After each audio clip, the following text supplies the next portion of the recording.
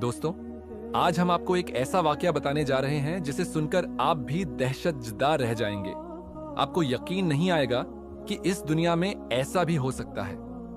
यह वाकया है एक दीनदार लड़की का, एक पर्देदार लड़की का, जो बहुत ही नेक थी। लेकिन दोस्तों, उसके साथ ऐसा क्या हुआ कि दुनिया वाले उसके किरदार की गवाही देने लगे। वह लड़की जो बहुत ही गरीब थी, अचानक ही उसकी किस्मत कैसे बदल गई। यह कहानी कई राजों के पर्दे खोल देगी। ऐसी कहानी जो आपके होश उड़ा देगी। इस कहानी को आखिर तक जरूर सुनिएगा।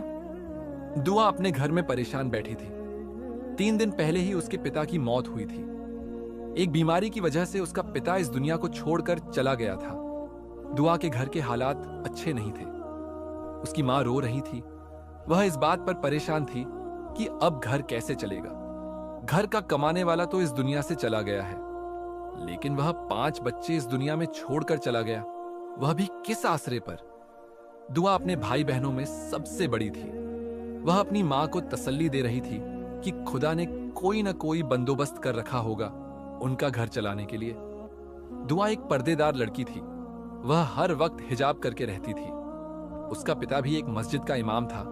वह बड़ा ही नेक शख्स था। एक दिन सुबह फज्र में नमाज पढ़ने गया तो अचानक ही उसे दिल का दौरा पड़ा और वह चुपचाप इस दुनिया से चला गया। लेकिन उनके घर के हालात अच्छे नहीं थे। घर की दर और दीवार से गरीबी टपक रही थी। मोहल्ले वाले सभी जानते थे कि मरने वाला असगर साहब एक गरीब इंसान था।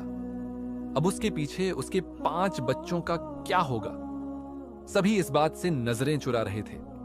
आखिरकार दुआ ही हिम्मत करके उठी और वह अपनी मां से कहने लगी, अब्बा तो इस दुनिया से चले गए हैं, लेकिन अब मुझे ही कुछ करना होगा। मैं जाकर कोई नौकरी तलाश करती हूं। हो सकता है कि मुझे नौकरी मिल जाए और यह घर अब्बा के बिना भी अच्छे से चल सके। आखिर मुझे अपने छोटे भाई बहनों को भी पालना है। उसकी मां कहने लगी, हां बेटी, अब तुम्हें ही इस घर का सहारा बनना है, इसलिए मेरी सारी उम्मीदें तुमसे जुड़ी हैं। उसकी मां निहायत गमगीन और परेशान लग रही थी। फिर दुआ ने हिजाब किया। वह मुकम्मल पर्दे में थी। वह किसी कीमत पर भी अपना हिजाब खुद से अलग नहीं करती थी। और फिर इसी तरह वह नौकरी तलाश करने सड़कों पर घूमने लगी। सुबह से शाम हो गई थी। रात के साए हर तरफ फैल गए थे। वह हद से ज्यादा खौफजदा भी हो रही थी। वह इस बात पर परेशान थी कि पूरा दिन खवारी के बाद भी उसे कोई नौकरी नहीं मिली थी। वह परेशान सी सड़क किनारे खड़ी थी। तभी एक बूढ़ा आदमी उसके करीब से गुजरा।